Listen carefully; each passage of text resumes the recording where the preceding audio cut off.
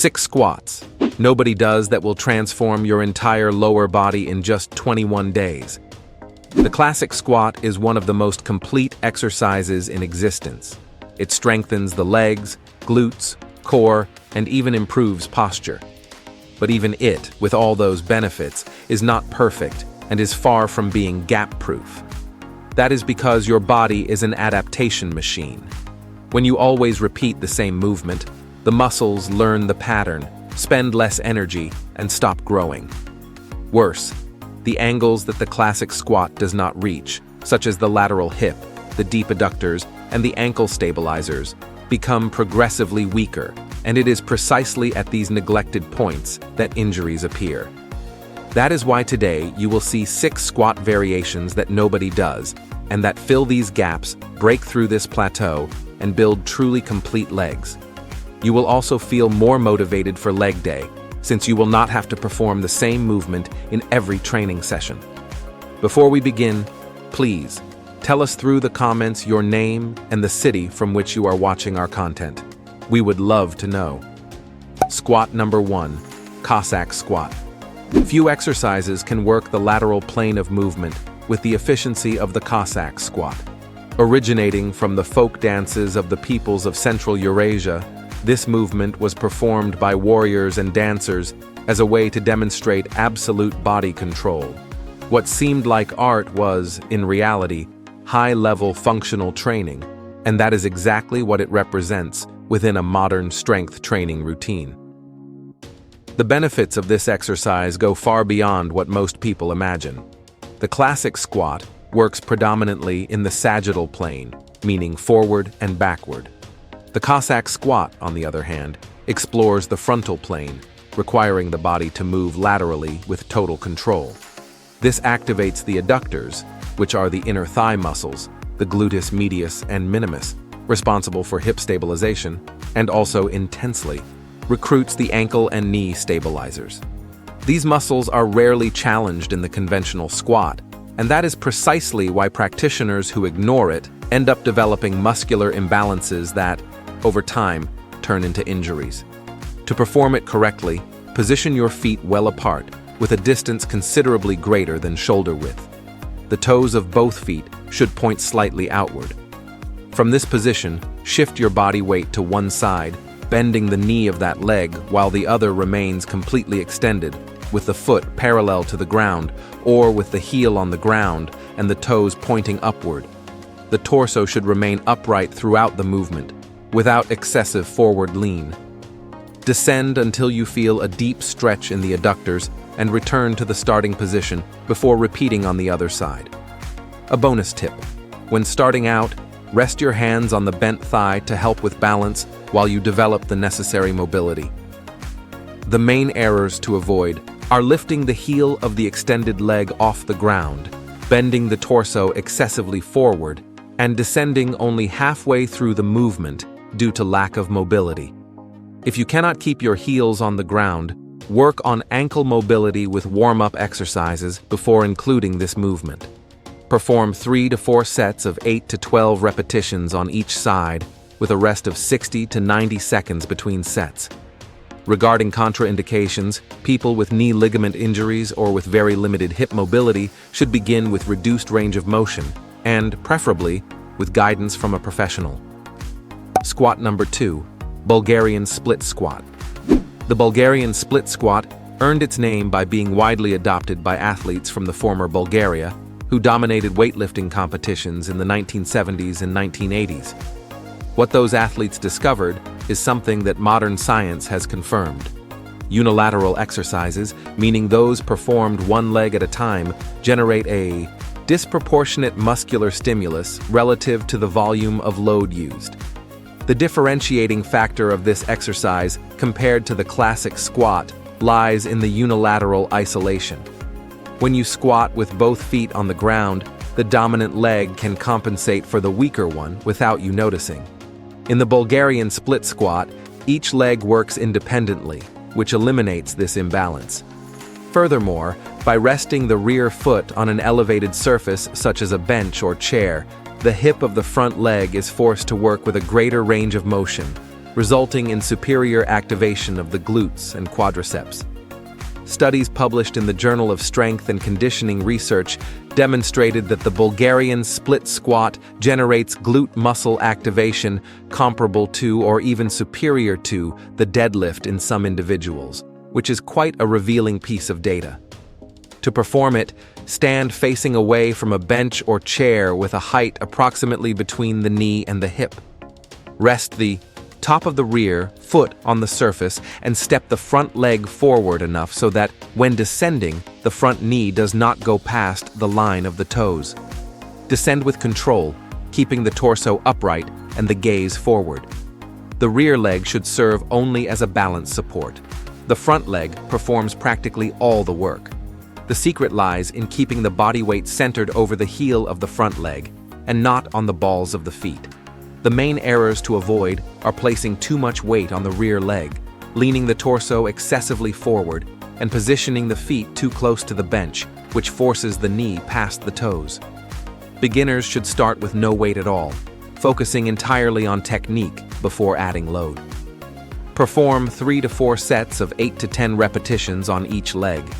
Regarding contraindications, those with patellar knee problems or patellar tendinitis should exercise extra caution and possibly opt for a reduced range of motion until the condition has stabilized. Squat number 3, Sumo squat. The sumo squat was inspired by the basic stance of Japanese sumo wrestlers, who need a wide and stable base to absorb the impact of confrontations and generate explosive force from the ground. What seems like a strange position for those unaccustomed to it is, in fact, one of the most biomechanically intelligent positions available for working the lower body. Before we continue, do not forget to subscribe to the channel and activate the notification bell. Having constant access to science-based information is what will help you progress healthily over the long term in the world of exercise. The great advantage of the sumo squat over the classic squat lies in the recruitment of the adductors, meaning the inner thigh musculature. In the conventional squat, these muscles have limited participation. With the feet more spread apart and the toes pointing outward between 45 and 60 degrees, the adductors become one of the primary motors of the movement. Furthermore, the more open base position creates an angle that is considerably more joint-friendly for the knees, making this exercise an excellent alternative for people who feel joint discomfort in the traditional squat. To perform it, position your feet considerably wider than shoulder width and point your toes outward. Keep the torso upright and the core engaged. As you descend, the knees should follow the direction of the toes and never collapse inward. The descent should be deep enough for the thighs to be parallel to the ground or below that point. Holding a weight close to the chest, such as a kettlebell or a dumbbell, helps keep the torso upright and improves muscular activation. You will know you are doing it correctly when you feel an intense effort in the inner thighs from the very first repetitions. The main errors to avoid are letting the knees collapse inward during the ascent, leaning the torso excessively forward, and lifting the heels off the ground. Perform 3 to 4 sets of 10 to 15 repetitions. Regarding contraindications, people with a history of hip ligament injuries or problems with the sacroiliac joint should consult a professional before including this movement in their routine. Squat number 4, Goblet squat. The name goblet comes from English and means chalice or cup. The exercise was developed and popularized by coach and kettlebell specialist Dan John, who realized that the simple change of holding a weight close to the chest radically transformed the quality of the squat movement. And he was absolutely right.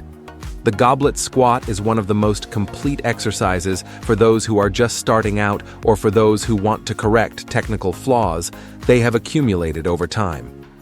The weight displaced to the front of the body acts as a natural counterbalance that forces the torso to remain upright, the hips to descend with depth, and the ankles to maintain adequate mobility. This happens because the body needs to balance the frontal load, and this process automatically corrects a large portion of the most common postural errors in the squat. Furthermore, the goblet squat is one of the best exercises for activating the core in an integrated way, as the abdominal muscles and the spinal erectors work together to stabilize the torso throughout the entire movement. To perform it, hold a weight close to the chest with both hands.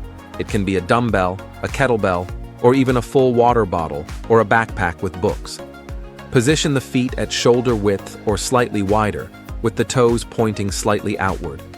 As you descend, the elbows should touch the inside of the knees at the lowest position, functioning as a lever that pushes the knees outward and maintains correct posture. Rise with control, contracting the glutes at the top of the movement. The main errors to avoid are letting the weight drift away from the chest during the movement, not descending with sufficient depth, and letting the knees collapse inward. Perform 3 to 4 sets of 10 to 12 repetitions. Regarding contraindications, those with wrist or shoulder issues should choose carefully the type of weight used to ensure that the grip is comfortable and safe throughout the entire movement. Squat number 5, pistol squat. The pistol squat is often called the ultimate test of unilateral lower limb strength. That is not an exaggeration. This movement requires you to perform a full squat supported on a single leg, with the other extended forward and parallel to the ground. To be able to execute it, your body needs strength, balance, proprioception, and mobility working in perfect synchrony. What makes this exercise particularly valuable is precisely the combination of physical qualities it demands and develops simultaneously. The gluteus maximus, which is the largest muscle in the human body, is recruited at maximum intensity to control the descent and generate force on the way up. The core needs to be permanently activated to prevent the torso from collapsing. The ankle stabilizers are challenged in a way that no bilateral exercise can replicate. The result is a development of functional strength that translates directly into athletic performance and the quality of everyday movement. To perform it, stand on one leg with the other extended forward. Extend your arms forward to help with balance. Descend slowly on a single leg, keeping the torso upright and the knee aligned with the second toe. The goal is to bring the thigh below the line parallel to the ground, but this will come with time. For beginners, I recommend starting by using the support of a wall or chair, or practicing by descending onto a bench before attempting full depth. Over time, progressively increase the depth of the movement, going from a higher bench to a lower one over the course of weeks. The main errors to avoid are letting the knee collapse inward, leaning the torso excessively forward, and using momentum at the start of the movement instead of controlled muscular force. Perform 3 sets of 5 to 8 repetitions on each leg when starting out, progressing to 3 to 4 sets of 8 to 10 repetitions as strength increases. Regarding contraindications, people with knee instability or cruciate ligament injuries should avoid this exercise without clearance and guidance from a health professional. Squat number 6, wall squat. The wall squat may be the most underestimated exercise on this list. At first glance, the simplicity of the movement makes many people think it is too easy to be effective. That is exactly the type of thinking that causes people to miss out on one of the best isometric exercises available. Try holding that position for 2 minutes and then tell me what you found easy.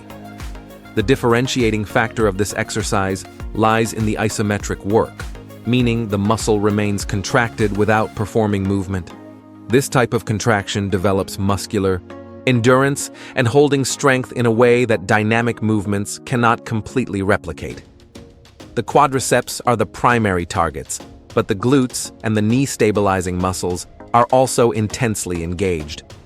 Furthermore, because it is a low joint impact exercise, the wall squat is one of the best options for those who are in a rehabilitation process or for those who need to develop strength without overloading the joints.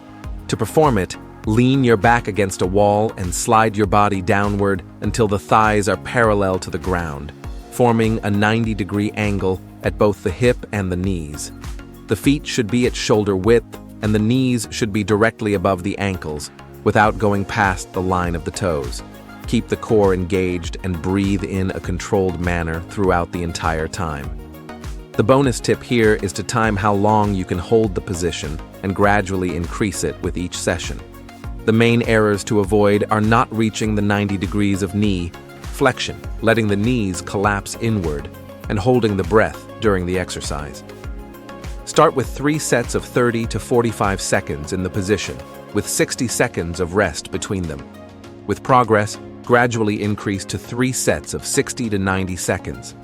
Regarding contraindications, people with chondromalacia patellae or patellofemoral pain syndrome should pay extra attention, as this exercise can aggravate these conditions depending on the angle.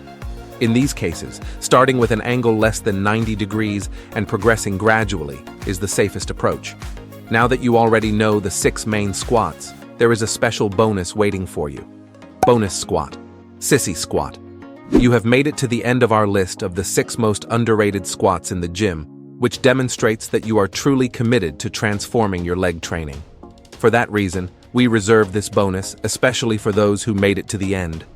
An exercise as effective as it is misunderstood, one that even has a name capable of scaring people away before they even try it. The Sissy squat, despite the name that may seem less than intimidating, is one of the most brutal exercises for the quadriceps that you can include in your routine. The name Sissy squat has a curious origin. It is believed to be a reference to King Sisyphus of Greek mythology, condemned to push a boulder eternally uphill. An entirely fitting comparison for anyone who has attempted long sets of this exercise. What very few people know is that this movement creates a working angle that virtually no other exercise can replicate for the quadriceps. While the classic squat distributes the load among the quadriceps, glutes, and hamstrings, the Sissy squat isolates the quadriceps intensely by creating knee flexion with the hip extended, which represents a position rarely explored in other exercises. The recruitment of the rectus femoris portion of the quadriceps, which is the muscle that crosses both the knee and the hip, is particularly elevated in this movement pattern. To perform it, stand with the feet at shoulder width. Lift the heels off the ground, rising onto the balls of your feet, or rest them on a light support. Bend the knees and lean the torso backward simultaneously, keeping the hips extended and the body forming a straight line from the head to the knees. The descent occurs through knee flexion, with the torso leaning backward, as if your body were a plank tilting. Hold on to a stable support with one hand while learning the movement. The contraction in the quadriceps as you return to standing should be intense and perceptible. The main errors to avoid are bending the hip during the movement, which turns the exercise into a common squat, not controlling the eccentric phase of the descent, and attempting advanced loading before mastering body weight alone. Perform 3 sets of 8 to 12 repetitions, prioritizing total control on the way down. With progress, add load by holding a weight at the chest. Regarding contraindications, this exercise is not recommended for people with active patellar tendinitis, patellofemoral pain syndrome, or a history of patellar ligament injuries, because it creates a very specific tension in the anterior knee region. Any sharp pain in that area during the movement should be an immediate signal to stop and consult a professional. If you enjoyed this and also want to discover 6 planks that nobody does and that transform the course of your abdominal training, we have a video appearing on screen right now showing each one of them in detail. Be sure to check it out. Thank you for watching until the end, and God bless you, my friend.